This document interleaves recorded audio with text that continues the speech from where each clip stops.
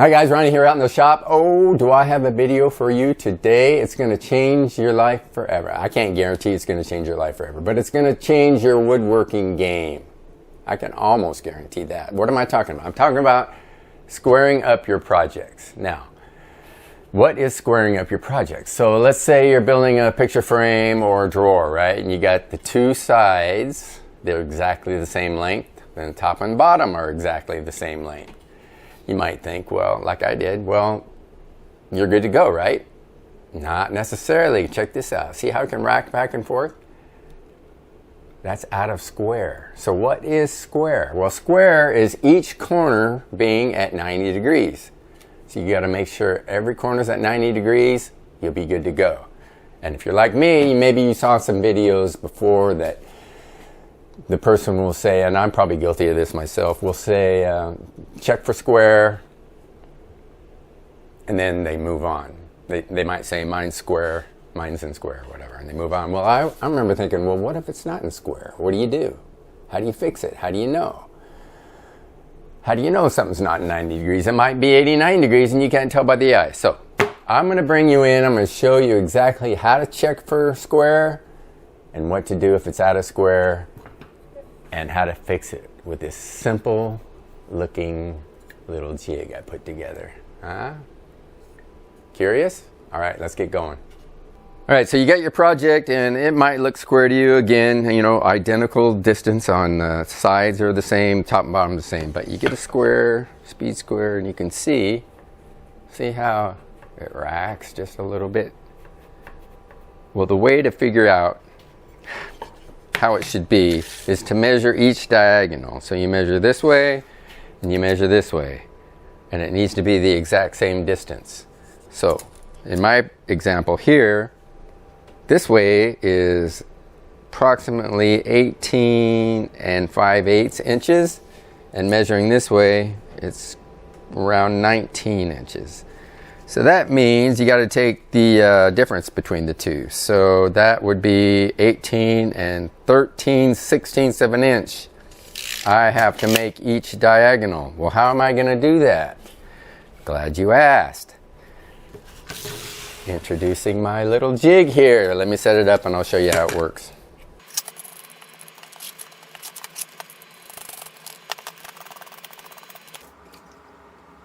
All right, I'll show you how this works. It's really simple, and then afterwards I'll show you how to put one together for yourself. So again, we measured the diagonal. I had 19 this way, 18 5/8 this way. So the long end, long diagonal, always goes along the rod side, along the rod here. These other two pieces are just to support the other corners.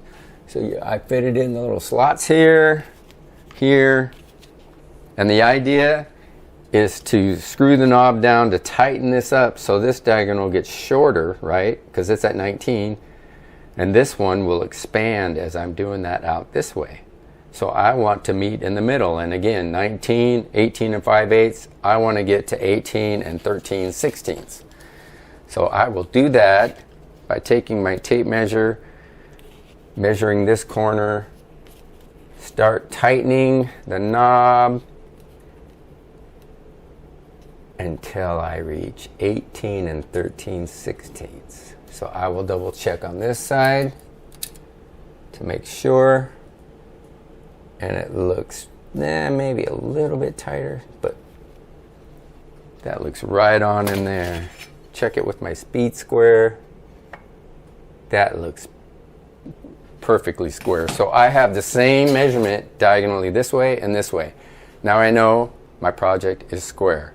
So if I had glued it up, nailed it, I could leave it in place right here and it will dry right in that place. If I had a backing, let's say I'm doing a drawer or something, I could put the back on now, tack it down, it'll dry, it'll be square. Really simple. Now let me show you how I built it. All right, the jig is basically made up of, I ripped 2x4 to 2 inches in width, got 4 pieces, 5.5 inches long. These two I use for the off diagonal, and then these two are for the diagonal, the long side, the long diagonal. Drilled holes down the middle. I made sure on the rod ones to drill the hole high enough. I went 3/4 of an inch down from the top, high enough so the knob will turn when it's sitting flat down on the surface. Now I've also put about a 1 inch wide 1x material, it's 3/4 inches, and so my project can sit here. And then I also cut a notch out right there with my jigsaw so the corner will slide in there. That's basically all there is to it. The rod itself is 3/8 inch diameter, and it's 16 threads per inch. And I got the matching washer and nut to fit on there, and that is really all it takes.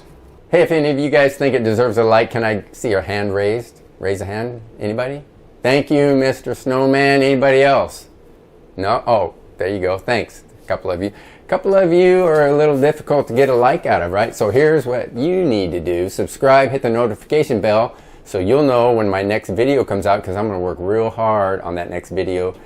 Try to get a like out of you guys, all right? But as you can see, this thing does not take up much space at all. Fits right on the corner of my current workbench. And what I'm also planning for my new workbench, I'm trying to figure out a way to incorporate this into the new workbench. I'd like to have the rod maybe under the top. And I'm thinking maybe a slit in the bench top itself with some kind of a metal piece, a bracket that'll ride along that, where I could put the project right on the top of the bench and turn the knob underneath somehow. I'm still trying to work that in my mind, but what I want you to do next, now that you know how to square your project, is go watch this video on making locking joints. So you could do that for your drawers, build that, and then you'll know how to square it after this video. I appreciate you guys watching. Leave comments. I'll catch you next time, right? Bye.